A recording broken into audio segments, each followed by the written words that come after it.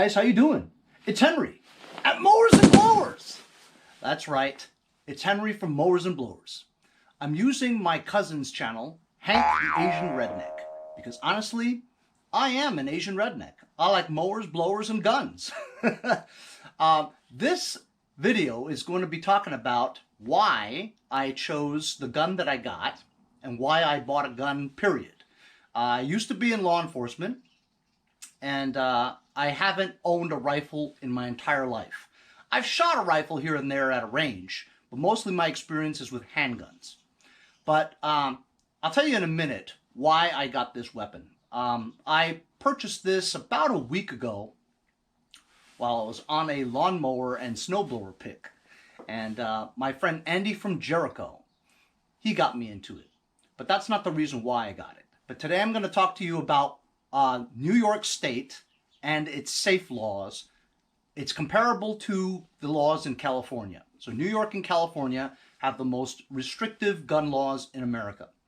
But when people say that they're taking away our guns, it's not true, because I was able to purchase this rifle in about 15 minutes. I'm going to show you the gun that I got. This is an AR-9 by Moriarty Arms. I'm going to go over the features of it and tell you why it's legal to buy in New York. New York State, that is.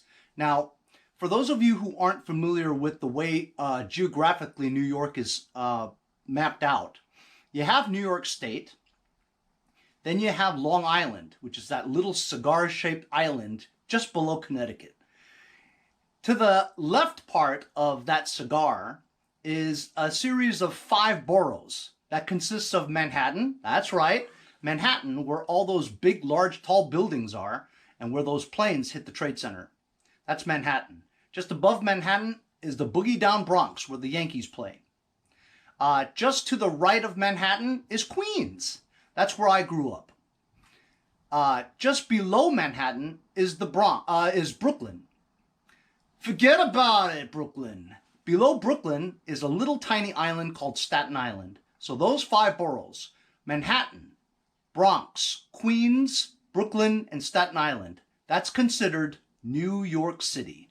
In New York City, it's almost impossible to get a CCP, concealed permit, right? Handgun permit. It's really hard to get a pistol permit, right? You got to go through interviews and stuff at Police Plaza and everything. Very tough. Now, when you cross the border from New York City into Long Island, which consists of Nassau County and Suffolk County is where I live, okay, that's still considered New York State. And then you have upstate New York, where you look at the main part of New York State, okay?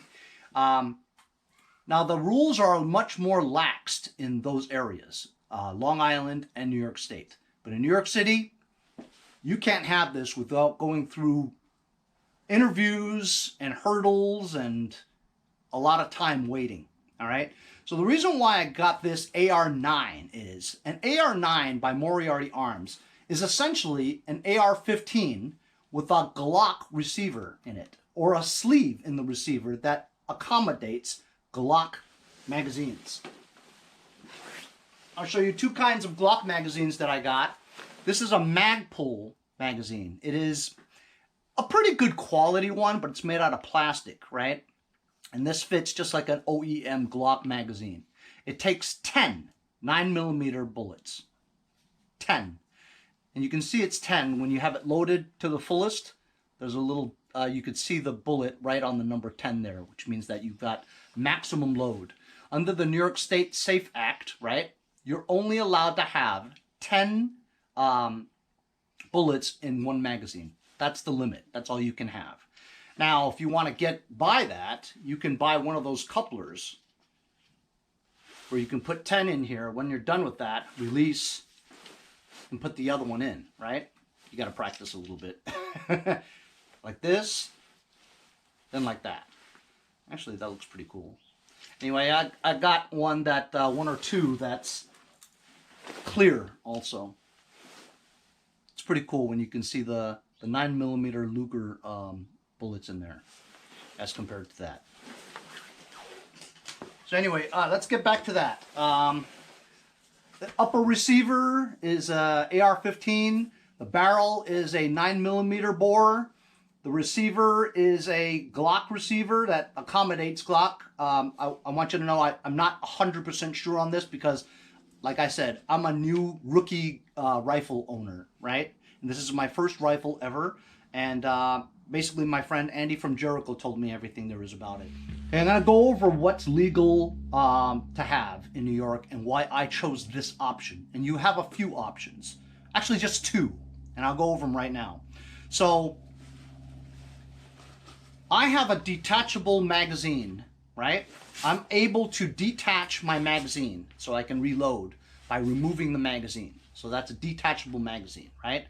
Because I have that, I'm not allowed to have any muzzle device, muzzle brake, muzzle compensator, silencer attachment, grenade launcher, anything like that. I can't have anything attached to the front of the barrel, right? In addition, I'm not allowed to have any vertical pistol grip in the front. No front vertical pistol grip or hand grip type that protrudes. So the angle kind, you can't have those, right? The vertical ones, you can't have those. So I can't have any grip on this barrel or this barrel guard, right? All kinds of names for it. I'm just learning them right now.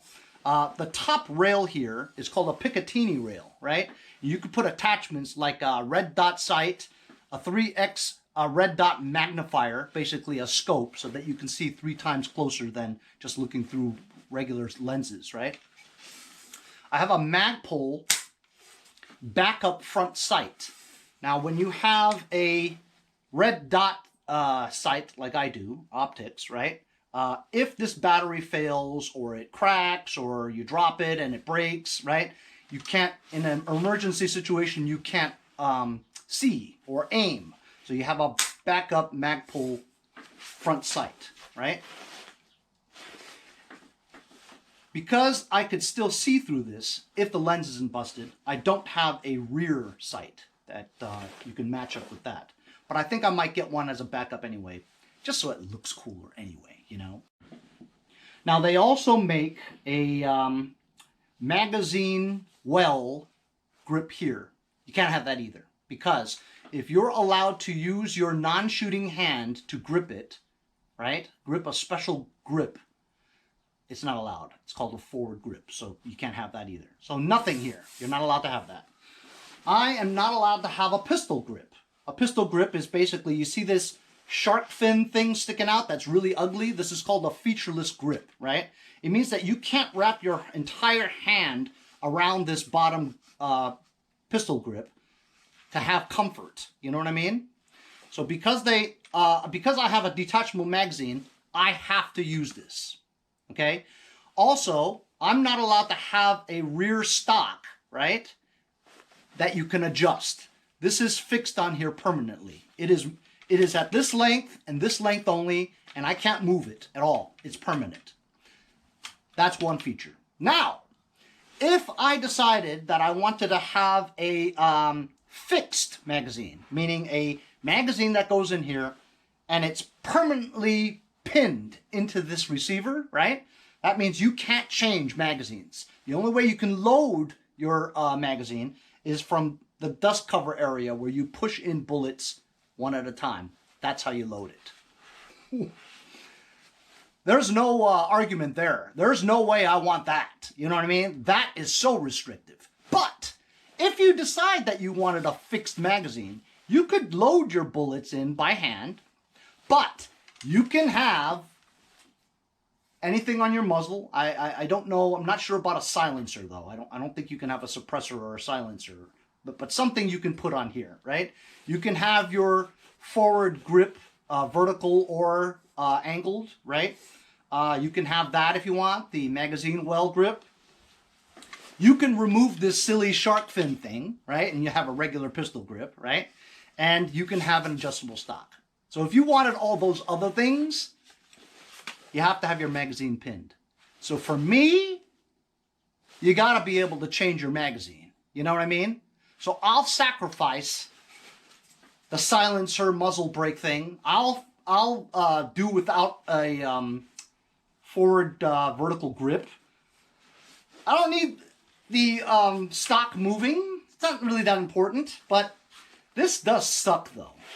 But I chose this one because this one actually has a little thumb rest here, which makes it a lot more comfortable to shoot, you know? If you go to any other state other than New York and California, you don't have to worry about any of this shit. Anyhow, look, they're high populated areas, so I get it, you know? My buddy Andy from Jericho told me to buy this one. This is a very popular red dot sight. This is a Sig Sauer. They make handguns and stuff. And this is a Romeo 5. When they first came out, they were about $200. And it's motion detected, meaning that the red dot won't go on unless you move it. So once you pick it up, whatever, it'll be on automatically. Then when you lay it down and you store it, right? 2 minutes later, the light goes off. So it's a battery saver, and you can get 50,000 hours on this without changing a battery. It's one of those little flat quarter-looking batteries, right? And you could adjust the intensity of the dot through that, and you can do your windage and your elevation settings on the left and top right there. And it has what's called a bikini cover, you know. I just put my bikini on. Anyway, so it's just a cover for, you know, when you're transporting stuff. I'm just learning about all this stuff right now, and I just think this is very cool, you know. I'm getting some more attachments with it, and I'll be showing you guys what I get. So now I'm going to explain to you why I got it. So the first reason was that I didn't get it was because my wife didn't want guns in the house, right? Which I can completely understand. And she's like, well, why do you need it? We live in Long Island in a nice neighborhood. You know, why do we need guns, right? Well, I've been around guns, you know, a bit. And I've always loved guns. But growing up in Long Island with my wife, not having anybody in the house, then once we, you know, had children, you don't want guns with small children in the house, right? But now my kids are all grown now. My son's in college. My daughter's a couple of years away from going to college. So, and they're responsible enough not to touch guns. You know what I mean? So that's one of the reasons, right, that I didn't get one. So reason number one was the pandemic. When the pandemic hit, what did you see on TV? You saw people scrambling at Costco trying to find toilet paper and the essentials. At one point where it was getting really bad, there was hardly any food on the shelves, you know? So then I thought to myself, man, I don't remember ever seeing that before, you know? Whereas people are panicking and trying to hoard food and supplies, like the apocalypse is coming, you know? And then I thought to myself, all those doomsday preppers that I used to laugh at, right? They're all set. They're ready to go. They've got years and years of MREs stashed in a lower bunker built basement that they've made, and they're ready to go for anything. So I kind of thought maybe I should have planned for that a little bit more, right? And then you think ahead, you know, a smart person thinks ahead that what could happen. You have to prepare for the worst, especially if you have a family, right? And so I thought to myself, wow, what if they really ran out of food one day, you know, that the virus was killing off everybody, right? And that they didn't have anybody to help make the food, process food, chicken, beef, cattle, all that stuff, you know, the food, the produce.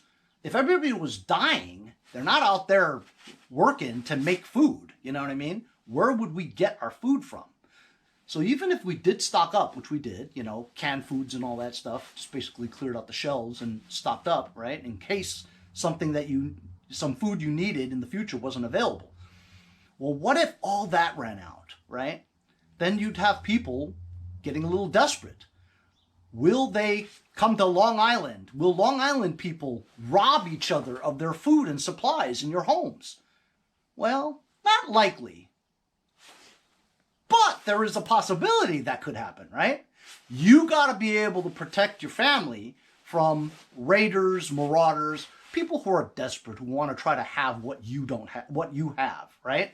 So home protection is basically why I got this for. Reason number two, it's related to the pandemic. because of the pandemic, right? There are certain people out there who blame the Chinese for the pandemic. Yes, it did originate there. And yes, China may not be the most forthright country in revealing what they need to reveal, right? To cooperate with the world on how to suppress this virus. They could have said, here, take all the information we have. But you see, they have a lot of pride. I'm Chinese myself, so I understand, right? They don't want to reveal to the world that they did something really bad, and they want to try to fix it before it gets out. That's what they tried to do. So they didn't tell anybody anything about the virus, right? Until it was too late. So be that as it may, it came out, and then now certain Americans they're against the Chinese. So when they see somebody on the street, somebody, you know, that looks Chinese like myself, right? They'll beat the shit out of them, you know? So there's been about, in New York right now, there's a 180% increase in anti-Asian violence. So I'm Asian myself. You never know. You think twice about things and you say, you know what? I've never taken any shit from anybody in my life. I've gotten into a lot of fights too. But I stand for myself and my family and my people, right? And if you're going to try to mess with me, I'm going to mess with you back. So that's the second reason why I got this, is for home protection and for people that are against Asians, unfortunately. But it's the world we live in, right? Not everybody can get along with other people of a different color, unfortunately. I wasn't raised that way because I'm of a different color. You know what I mean? And reason number 3 is related to reason number 1 and 2. My wife saw the same things that were happening from reason number 1, reason number 2, which led her to say, you know, our kids are older. Things are getting kind of hairy. Go ahead. Get what you need. That was the only okay signal for me to go out with my friend Andy from Jericho and go to Jimmy's Gun Shop over in Mineola, New York. That's Asian-owned gun shop. So I wanted to give them business as well. I'm very happy with my purchase. This is a AR-9. Takes 9mm Glock magazines, right? And it's a fantastic gun. And over the next few episodes, I'm going to be showing you the new attachments that I'm buying for it so that it makes the most of this weapon, you know? Then in a future episode, I'm going to be telling you about how much money I've spent on this. And then we're going to talk about, in a future episode, where's all the ammo at? How come there's like a shortage of ammo? And can you believe the prices of ammunition? That's my episode 1 of my new rifle purchase. I did it on Hank's Asian Redneck channel because my Mowers and Blowers channel is about mowers and blowers and small engine equipment. I felt that it was irrelevant to weapons, right?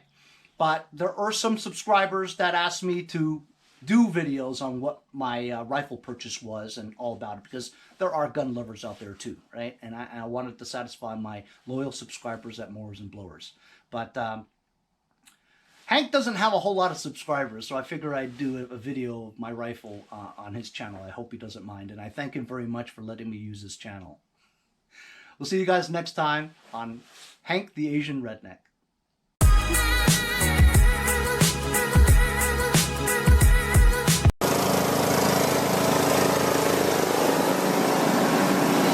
Hey, if you guys enjoyed the video, remember to give me a like. Also, comment below. Subscribe. Remember, it doesn't cost anything to subscribe. It's free, right? Also, hit that little bell. That way you'll get post notifications whenever there's a new video, and you won't miss out on any of them. Remember to follow my Instagram and Facebook, as well as if you'd like to donate $1 or $2, paypal.me/mowersandblowers. Really appreciate all the support. Also, to keep the videos coming every day, support the channel. Bye.